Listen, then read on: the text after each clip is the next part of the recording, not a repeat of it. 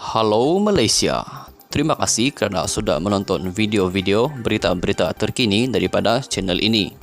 Sebelum kita mulakan berita seterusnya, jangan lupa tekan butang like, komen, share dan subscribe. Setiap komen anda amatlah dihargai. Berita yang hangat pada hari ini. Hai, halo, salam sejahtera kepada seluruh rakyat Malaysia. Berita hari ini dipetik daripada malaysiakini.com bertajuk Ringgit akan terjejas jika 600 juta US dollar keluar dari akaun Najib. Berita penuh seorang jurubank memberi keterangan bahawa pasaran kewangan akan berubah dan nilai ringgit akan terjejas jika 600 juta US dollar telah dipindahkan daripada akaun Perdana Menteri Najib Razak. Ketua Pasaran Modal Perbankan Persendirian M-Bank, Yap Wai Kiat, berkata demikian ketika memberi keterangan lisan dalam perbicaraan rasuah 1MDB berhubung penyelewengan RM2.28 bilion ringgit membabitkan Najib petang tadi.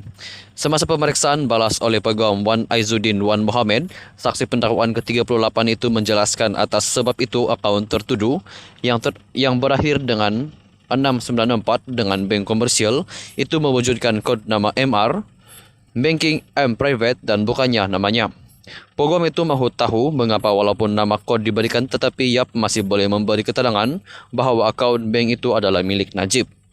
Wan Aizuddin secara khusus menyoal tentang aliran masuk kira-kira 20 juta US dollar ke dalam akaun Najib daripada putera Faisal Turki Bandar Al Saud antara 24 Februari dan 14 Jun 2011 dalam dua urus niaga berjumlah kira-kira 10 juta US dollar setiap satu.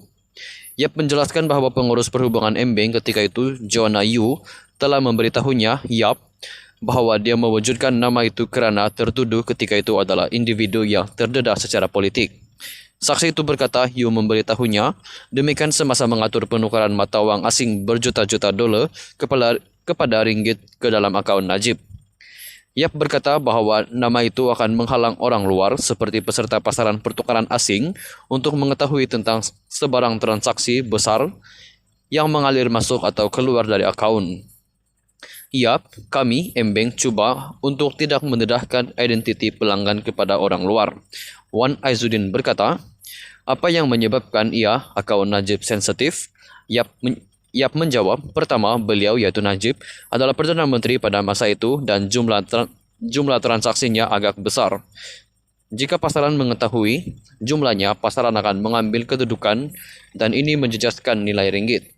Wan Aizuddin berkata, katakan 10 juta US dollar dipindah masuk ke dalam akaun negara untuk ditukar kepada ringgit dan penerima bukan Najib. Adakah ini akan mengubah kedudukan pasaran? Yap menjawab tidak, kerana 10 juta ringgit, 10 juta US dollar tidak akan memberi kesan besar, tetapi dengan 600 juta US dollar transaksi uang masuk dalam akaun Najib, kita perlu lebih berhati-hati. Disebabkan itu, Joanna Yu mewujudkan nama kod Private Banking MY untuk Datuk Seri Najib. Itulah yang saya tahu tentang nama penerima. Pada ketika ini, Wan Aizuddin mengingatkan Yap bahawa pemeriksaan balas itu bukan berkaitan dengan 620 juta US dollar yang mengalir keluar daripada akaun Najib, tetapi sebaliknya berhubung 20 juta US dollar yang saksi itu kembali menjawab secara khusus mengenai transaksi terakhir itu. Prosiding di hadapan Hakim Perbicaraan Colin Lawrence Sequeira bersambung petang ini serta Isnin minggu depan. Pada 2016, Peguam Negara ketika itu Muhammad Apandi Ahli membersihkan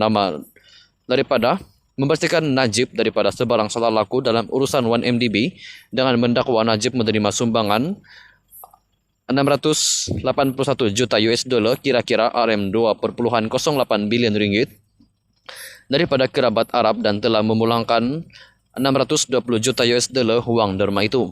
Sebelum ini, semasa perbicaraan rasuah 1MDB, pengurus cawangan M-Bank Jalan Raja Chulan, R. Uma Devi, memberi keterangan bahawa RM2.08 bilion ringgit itu masuk ke akaun Najib yang berakhir dengan 694 dalam 9 peringkat antara Mac dan April 2013 dan RM2.03 bilion ringgit mengalir melalui 5 transaksi antara 2 Ogos dan 23 Ogos tahun itu.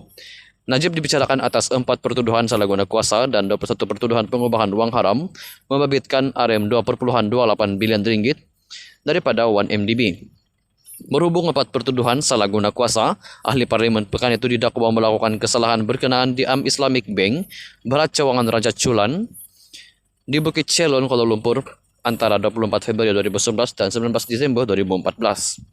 Bagi 21 pertuduhan pengubahan wang haram, Najib dikatakan melakukan kesalahan itu di bank yang sama antara 22 Mac 2013 dan 30 Agustus 2013.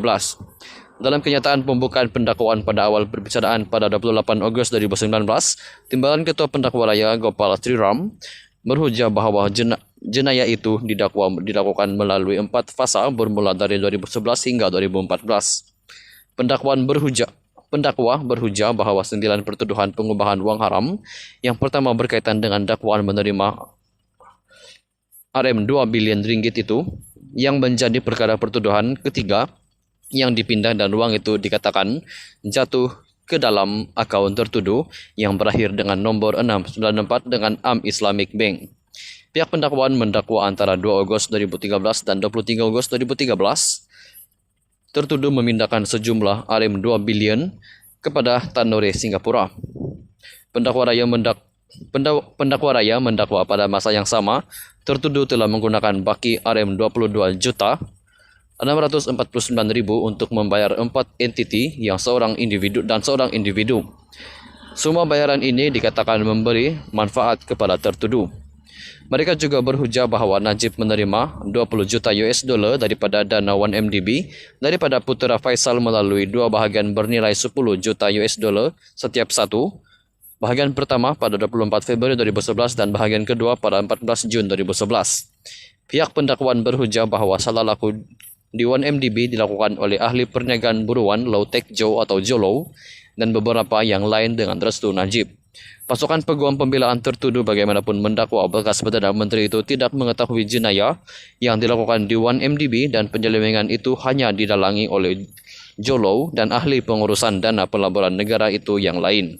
Umar Devi juga sebelum ini memberi keterangan dalam perbicaraan jenayah berasingan terhadap Najib membabitkan dana Rm42 juta ringgit SRC International Sendirian Berhad bekas anak syarikat 1MDB. Kedua-dua 1MDB dan SRC International dimiliki sepenuhnya oleh Menteri Keuangan diperbadankan MOF INC. Najib juga pernah menjadi penasihat emeritus kepada SRC International. Pengurusi penasihat Barisan Nasional BN itu kini menjalani hukuman penjara 12 tahun selepas Mahkamah Persekutuan pada 23 Ogos menolak rayuannya terhadap sabitan SRC International atas 7 pertuduhan jenayah serta hukuman penjara dan denda Rm210 juta ringgit sebagai ganti 5 tahun tambahan dalam penjara. Sekian sahaja berita untuk hari ini. Kita jumpa lagi di video yang seterusnya. Stay safe, stay healthy. Bye-bye.